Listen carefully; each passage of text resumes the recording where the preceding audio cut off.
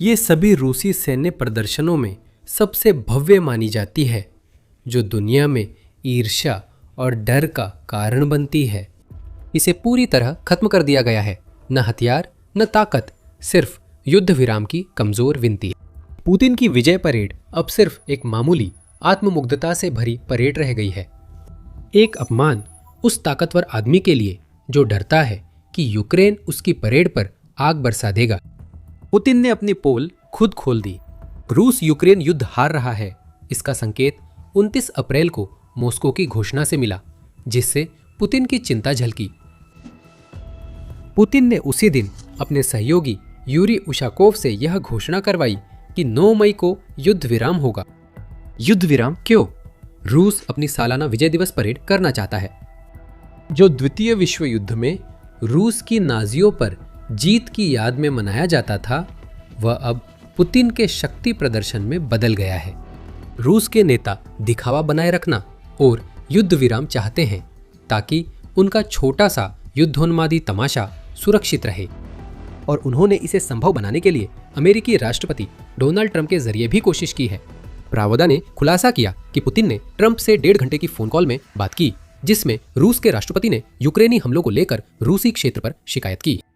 इसके बाद पुतिन ने कहा कि वह अपनी परेड के लिए युद्ध विराम चाहते हैं ताकि अमेरिका को यह लगे कि वह युद्ध समाप्त करना चाहते हैं और शत्रुता रोकना चाहते हैं।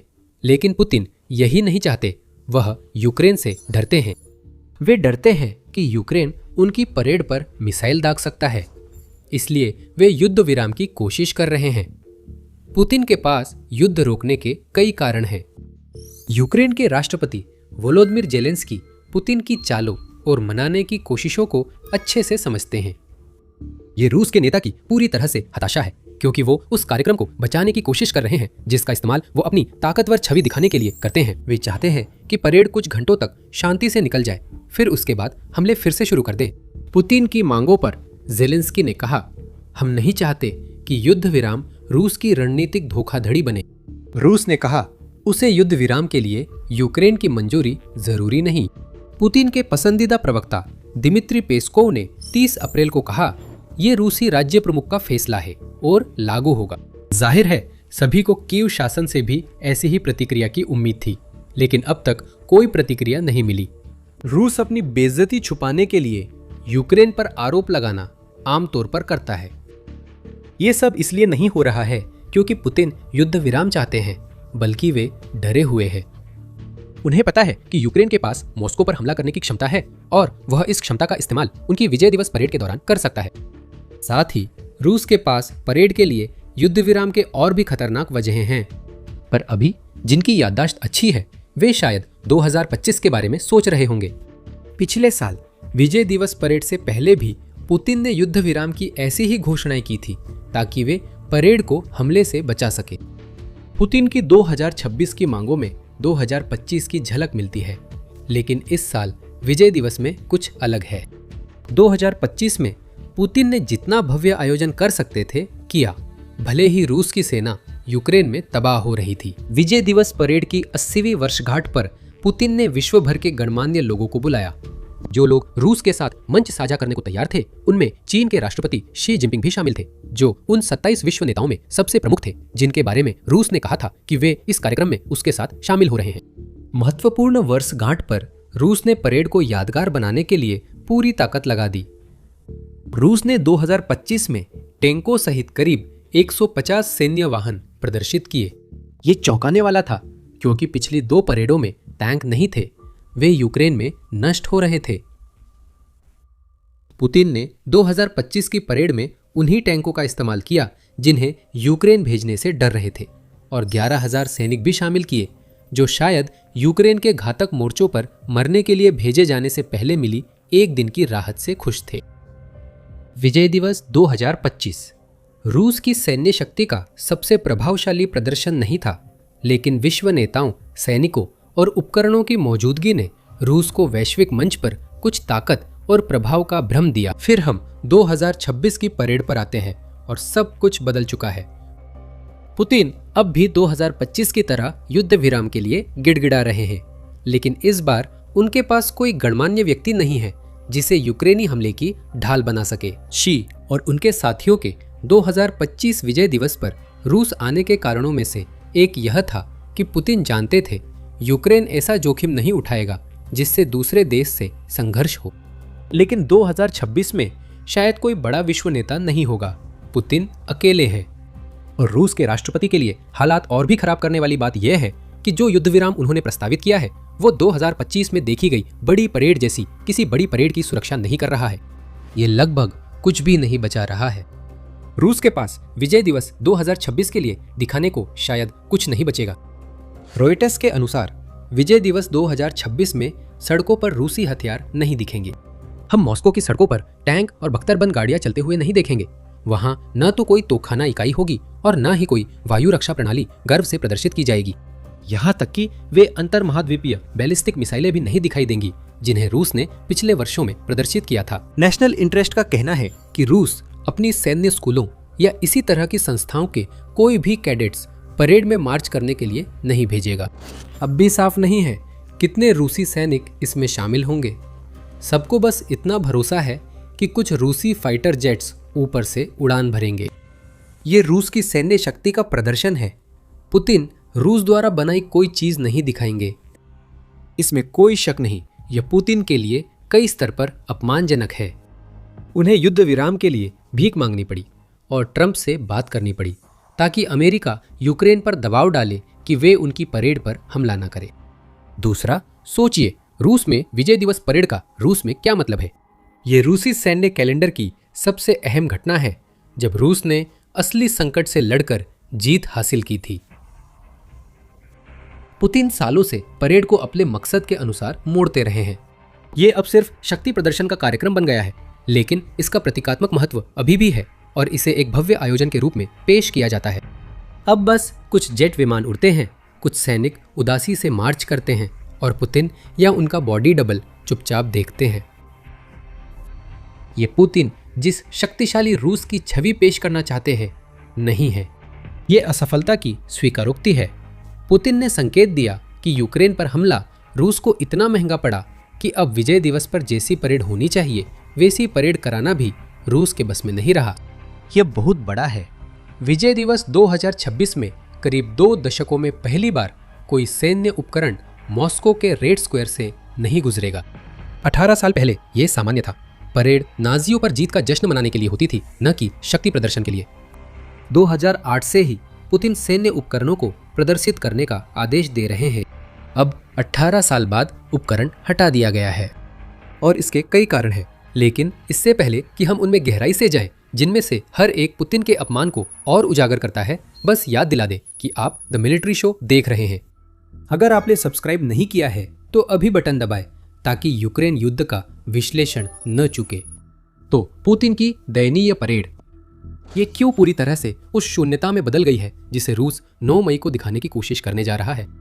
पुतिन के भोपू इसे किसी तरह सही ठहराने की कोशिश कर रहे हैं। रूसी रक्षा मंत्रालय ने कहा है कि मौजूदा परिचालन स्थिति के कारण विजय दिवस 2026 में सैन्य उपकरण प्रदर्शित नहीं होंगे। इसका मतलब है कि हमारा उपकरण यूक्रेन में नष्ट हो रहा है और हमारे पास दिखाने के लिए कुछ नहीं बचा। हालांकि पेस्कोव ने भी एक और बयान दिया है और उन्होंने इतनी बेहूदी बहाना बनाया है कि उस पर यकीन करना मुश्किल है। कीव शासन जो युद्ध में पिछड़ रहा है अब पूरी तरह आतंकी गतिविधियां कर रहा है, इसलिए खतरे को कम करने के उपाय किए जा रहे हैं। परेड पर सवाल किए जाने पर पेस्कोव ने पत्रकारों से ये कहा, सच में पेस्कोव, क्या अब आप अपने बहानों में कथित आतंकवाद का सहारा ले रहे हैं? यूक्रेन ने 4 साल से ज्यादा लंबे अभियान में आम नागरिकों को जानबूझकर निशाना नहीं बनाया है। रूस की यह रणनीति पुतिन के आक्रमण की शुरुआत से रही है। संयुक्त राष्ट्र मानव अधिकार उच्चायुक्त कार्यालय के अनुसार रूस के आक्रमण के दौरान 31 मार्च तक 15,578 यूक्रेनी नागरिक मारे जा चुके हैं।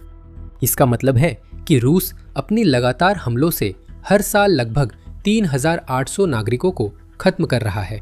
इसी अवधि में और 43,352 यूक्रेनी नागरिक घायल हुए हैं, जो सालाना लगभग 10,800 बनते हैं।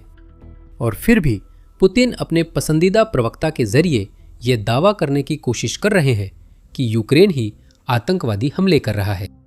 असलियत है कि रूस पिछले 4 सालों से यूक्रेन को आतंकित कर रहा है और हाल में यह आतंक बढ़ा है।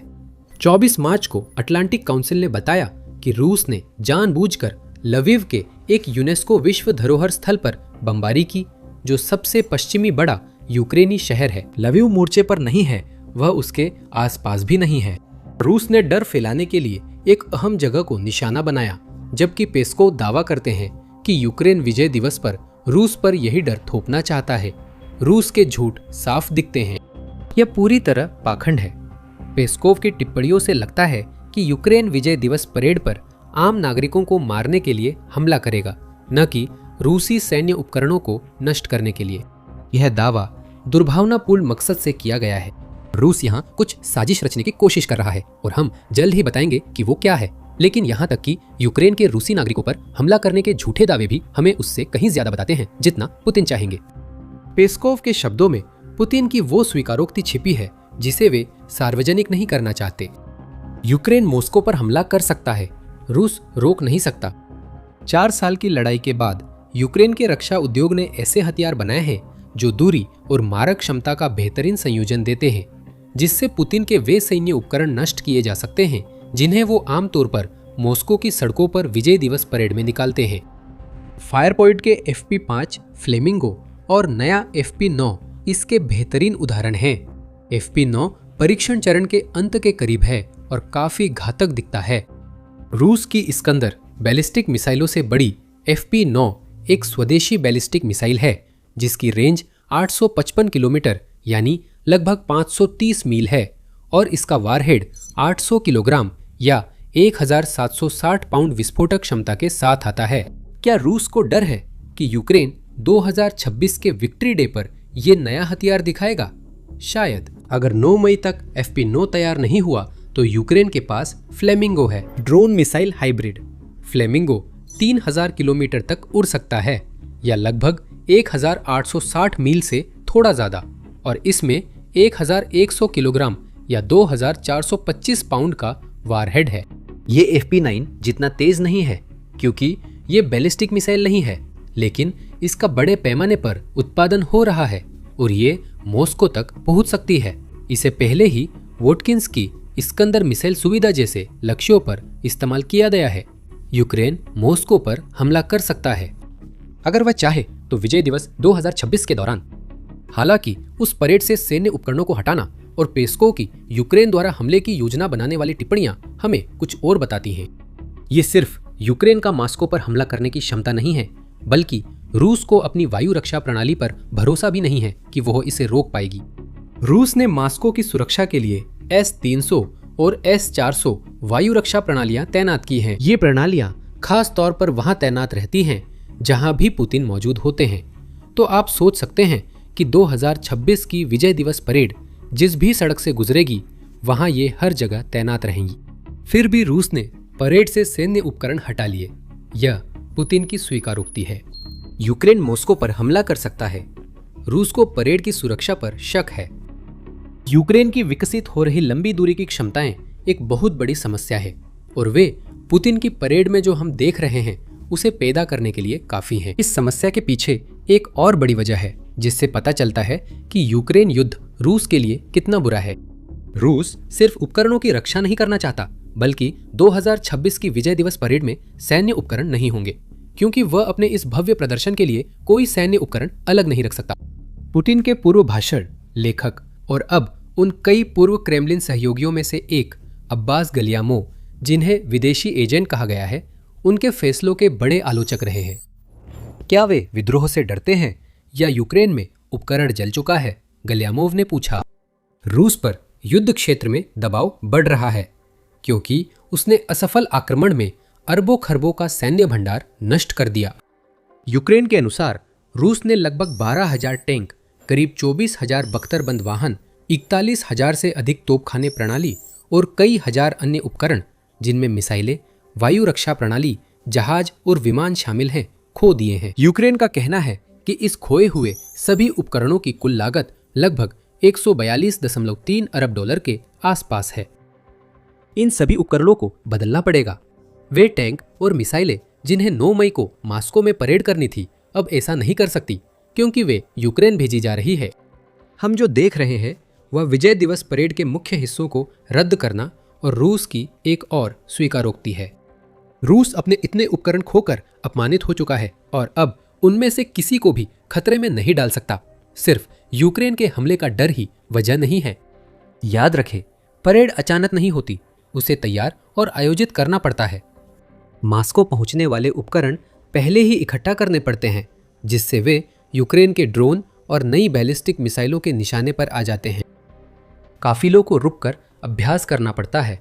सिर्फ ऐसी कोशिश करना भी दिखा देगा कि रूस की सेना उपकरण के मामले में कितनी कमजोर हो गई है। और अगर यूक्रेन किसी अभ्यास को निशाना बनाने में कामयाब हो जाता है तो विजय दिवस यूक्रेन के हाथों रद्द हो जाएगा। पुतिन इस समस्या से पहले ही निपटने की कोशिश कर रहे हैं और विजय दिवस की स्थिति पर अपनी बची हुई पकड़ बनाए रखने की कोशिश कर रहे हैं। लेकिन एक पल के लिए मान लेते हैं कि रूस के पास दिखाने के लिए कुछ था। शायद उसने मॉस्को की सड़कों पर उपकरण नहीं भेजे होते, क्योंकि पुतिन के शासन में विजय दिवस परेड एक बड़ा तमाशा है। परेड को पुतिन ने अपनी ताकत दिखाने के जश्न में बदल दिया है, जिसमें काफी पैसा खर्च होता है। रूस वित्तीय मोर्चे पर ठीक ठाक स्थिति में नहीं है। यूक्रेन में 4 साल से ज्यादा युद्ध ने रूसी अर्थव्यवस्था को बुरी तरह प्रभावित किया है। देश की सकल घरेलू उत्पाद यानी जीडीपी 2026 की पहली तिमाही में वर्ष दर वर्ष 0.3% गिर गई, जबकि 2025 में पहले ही ठहराव देखा गया था। पुतिन की सैन्य प्रथम नीति रूस के गैर युद्ध उद्योगों को पंगु बना रही है, जिससे औद्योगिक उत्पादन घट रहा है। खाद्य पदार्थों की कीमतें बेकाबू हो रही है और रूसी लोग जीवन यापन के संकट का सामना कर रहे हैं, जिसका सीधा संबंध यूक्रेन पर आक्रमण के कारण रूस को हुई लागत से है। पुतिन अभी कोई भव्य परेड नहीं कर सकते, न शाब्दिक अर्थ में न रूपक के तौर पर।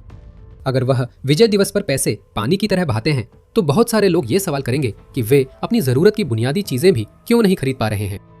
संघर्ष विराम की भीख मांगना आने वाली बेइज्जती को नहीं रोक पाएगा। यहाँ तक कि अगर विजय परेड बिना किसी रुकावट के भी हो जाती है तो भी यह पिछली बार पुतिन द्वारा की गई परेड की तुलना में एक फीका और खोखला तमाशा ही होगी। लेकिन यहाँ एक और खतरनाक पहलू सामने आ सकता है जो सबको चौंका सकता है। रूस शायद कुछ पूरी तरह अस्वीकार्य की उम्मीद कर रहा है, जैसा कि पेस्कोव की उन टिप्पणियों से दिखता है जिनमें उन्होंने कहा कि यूक्रेन कथित तौर पर रूस को आतंकित कर रहा है। सोचिए, 9 मई को मॉस्को में सैन्य उपकरण नहीं होंगे, लेकिन हजारों आम नागरिक पुतिन के अहंकार को संतुष्ट करने के लिए सड़कों पर खड़े होंगे, जबकि वो परेड कराने में असफल हो रहे हैं, जिससे लोगों को लगे कि उनका देश मजबूत है। रूस जानता है कि उसके पास लोग हैं, भले ही ताकत न हो, और शायद वह चाहता है कि यूक्रेन विजय दिवस पर हमला करे, जिससे आम नागरिक मारे जा सकते हैं। रूस शायद यूक्रेन के लिए एक जाल बिछा रहा है, इस उम्मीद में कि वो 9 मई को मॉस्को पर मिसाइल या ड्रोन से हमला करेगा। अगर ऐसा होता है और आम नागरिक घायल होते हैं तो पुतिन फिर यह दिखा सकते हैं कि यूक्रेन ही आक्रामक देश है, इसके सबूत के तौर पर। वो इस घटना को शांति वार्ता में यूक्रेन पर रूस की मांगे मनवाने के लिए दबाव के रूप में इस्तेमाल करेंगे। वह इस घटना का उपयोग दूसरे देशों, खासकर अमेरिका को अपने पक्ष में लाने की कोशिश करेंगे। रूस शायद कोई चारा बिछा रहा है, लेकिन हम शर्त लगा सकते हैं कि यूक्रेन उस पर नहीं फंसेगा। निशाना बनाने लायक कोई सैन्य साधन न होने के कारण यूक्रेन शायद विजय दिवस परेड को वैसे ही छोड़ देगा, ताकि वह पुतिन की अक्षमता का एक दुखद स्मारक बन जाए, जैसा कि वह बनता जा रहा है। और यूक्रेन ऐसे लक्ष्य पर हमला क्यों करेगा जिसका कोई सैन्य महत्व ही नहीं है? वह कहीं और रूसी उपकरण तबाह करने में व्यस्त है। आपने देखा है कि यूक्रेन युद्ध में रूस के कई उपकरण नष्ट हो चुके हैं। यूक्रेन के जनरल स्टाफ ने बताया कि मई तक यूक्रेन ने रूस की 1300 जमीन पर चलने वाली रोबोटिक प्रणालियां नष्ट की हैं। सिर्फ 2 मई को ही रूस ने यूक्रेन के अंदर 76 तोपखाने प्रणालियां, 283 वाहन और ईंधन टैंकर, 2200 ड्रोन और 12 जमीन पर चलने वाले रोबोट खो दिए। और 1 मई को खबर आई कि यूक्रेन ने रूस के शारगोल एयरफील्ड पर ड्रोन हमला किया, जिसमें 4 विमान क्षतिग्रस्त हो गए, जिनमें सू-57 और सू-34 फाइटर जेट भी शामिल हैं। जहां तक यूक्रेन का सवाल है, पुतिन अपनी शर्मनाक रूप से छोटी विजय दिवस परेड कर सकते हैं। रूस के राष्ट्रपति अपने ही अहंकार के स्मारक बन चुकी चीज को बनाए रखने की कोशिश कर रहे हैं, जबकि यूक्रेन रूसी उपकरण तबाह करता रहेगा। यूक्रेन और रूस के अन्य हिस्सों में ये सब जारी रहेगा, न कि 9 मई को मास्को की सड़कों पर। अगर यूक्रेन विजय दिवस पर हंगामा करना चाहे तो वो ऐसा नया हथियार इस्तेमाल कर सकता है जिससे जान न जाए, लेकिन पुतिन की परेड में अफरा तफरी मच सकती है। ये साधारण लेकिन चौंकाने वाला हथियार है जो कब्जे वाले इलाकों में इस्तेमाल हो रहा है और मास्को को पाषाण युग में पहुंचा सकता है। ये क्या है और यूक्रेन के लिए इतना महत्वपूर्ण क्यों है, ये हमारे वीडियो में जानिए। और अगर आपको ये वीडियो पसंद आया हो तो द मिलिट्री शो को सब्सक्राइब करना ना भूलें, ताकि आगे हम जो भी लेकर आए वो आपसे छूट ना जाए। और हमेशा की तरह देखने के लिए धन्यवाद।